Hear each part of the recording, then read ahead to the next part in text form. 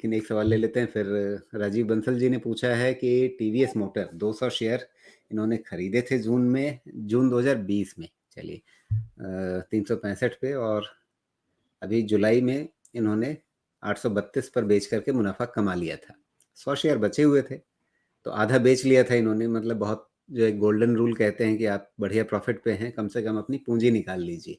तो पूंजी निकाल करके बैठे हुए हैं, बाकी के शेयर मुफ्त के पड़े हुए हैं। अब ये बाकी के 100 शेयर जो हैं, इन पे अभी क्या करना है? तो बंसल जी, टीवीएस अच्छा, मोटर पहली के। चीज़ मुझे बताइए, जब आप हाँ, इनके बाकी 100 शेयर को एनालाइज करेंगे तो उसकी कॉस्ट आप क्या मान करके चलेंगे, 365 या जीरो? नहीं, मैं तो इनको कंप्लीटली अलग व्यू देने वाला हूँ। इन्होंने जो जी। करना था वो कर दिया। अब मुझे व्यू ये लेना होता है, अगर मैं इसको एक्सप्लेन करूँ तो, कि अगर मैंने कुछ खरीदा है, उसमें प्रॉफ़िट बुक कर लिया है, तो मैं उसको बाकी चीज़ को ट्रेल करने वाला हूँ। ट्रेल करने वाला हूँ अपने स्टॉप लॉसेस के हिसाब से टू प्रोटेक्ट द प्रॉफ़िट। अब वो ट्रेलिंग के लिए मुझे इसका डायरेक्शन पहले एस्टैब्लिश करना है।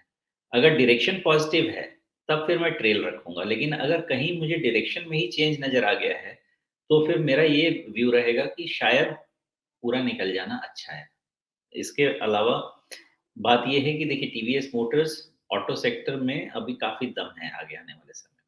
लेकिन यहाँ से कूल ऑफ होगा ऐसा देख के लगता है। ख़ासकर टू व्हीलर स्पेस में कूल ऑफ होने के चांसेज़ हैं। टू व्हीलर और ईवी स्पेस में कूल ऑफ हो सकता है, सीवी में कूल ऑफ ज़्यादा नहीं लगता है।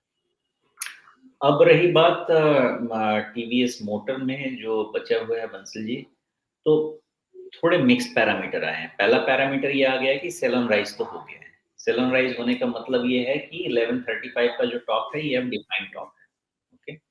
दूसरा पैरामीटर ये आ गया है कि 990 जो लो है, 988 9 सॉरी 1000 के आसपास का जो लो है, वो भी एक डिफाइंड लो बन के आ रहा है।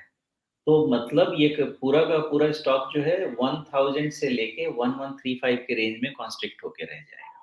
अभी आज के पैरामीटर, पहला चीज़ समझा रहा हूँ। दूसरी चीज़ ये है कि ट्रेंड के हिसाब से ये जितने भी short to medium term DMS हैं, उसके नीचे है। तो ट्रेंड से फिर इसको नेगेटिव देखना पड़ेगा। अगर ये ट्रेंड नेगेटिव है, तो 1000 के नीचे ये कहाँ तक जा सकता है? 900 पे, ₹100 और जा सकता है।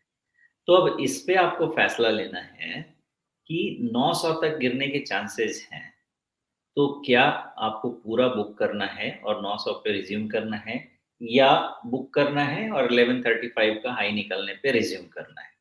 यही तरीके से इसमें काम किया जा सकता है, अगर कोई डिसीज़न लेना है तो। लॉन्ग टर्म की बात करेंगे तो लॉन्ग टर्म में तो स्टॉक वैसे भी अच्छा है, कंपनी अच्छी है, सेक्टर अच्छा है। लेकिन 900 तक तो टेस्ट होने के चांसेस इसके रहेंगे। तो उस पे आपको फैसला लेना है। आप ये भी कर सकते हैं कि अगर क्लोज़र टू 1050-70 ये आता है, तो वहाँ से करीब ₹70 का रिस्क रहेगा, अपसाइड रिस्क, जिसके ऊपर में रिज़्यूम किया जा सकता है। ओके? लेकिन वहाँ पे ध्यान आपने ये रखना है कि फिर अब अगर आप उससे निकलेंगे, तो ये आपका लॉन्ग टर्म वाला शॉर्ट टर्म बन जाएगा। फिर आपका टैक्सेशन चेंज हो जाएगा, 10 से 15%, मतलब 5% का आपको अपॉर्च्युनिटी कॉस्ट चला जाएगा। तो उन सब चीज़ों को देख के आपको डिसीज़न लेना चाहिए। अगर आपका ये इन्वेस्टमेंट बेट है, तो फिर बाकी आपने पैसा कमा लिया है, बाकी इसको आराम से रहने दीजिए। कहीं पे फिर से ये आराम से करेक्शन के बाद 900 पे मिले, 800 पे मिले, जहाँ पे भी मिले, फिर से आप इसमें रिज़्यूम कीजिए पोज़ीशन। और और लंबे समय के लिए इसमें बने रहिए। और नहीं, आपको प्रॉफ़िट प्रोटेक्ट करना ही है, तो ₹1000 यहाँ से कट ऑफ होना चाहिए, या जब तक 1135 नहीं निकल जाता है, इसमें कोई लॉन्ग पोज़ीशन नहीं होना चाहिए। जी।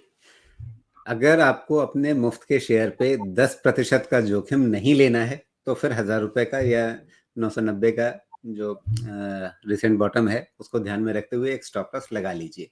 अगर उस 10% से आपको कोई फ़र्क नहीं पड़ता है, तो फिर लेकर के बैठे रहिए, और वापस जब कहीं पे ये बेस बनाता हुआ दिखे, नई चाल पकड़ता हुआ दिखे, फिर उसमें नया निवेश करना चाहेंगे या नहीं करना चाहेंगे, वो फिर उस समय बाज़ार की स्थितियों को देख कर के निर्णय ले सकते हैं।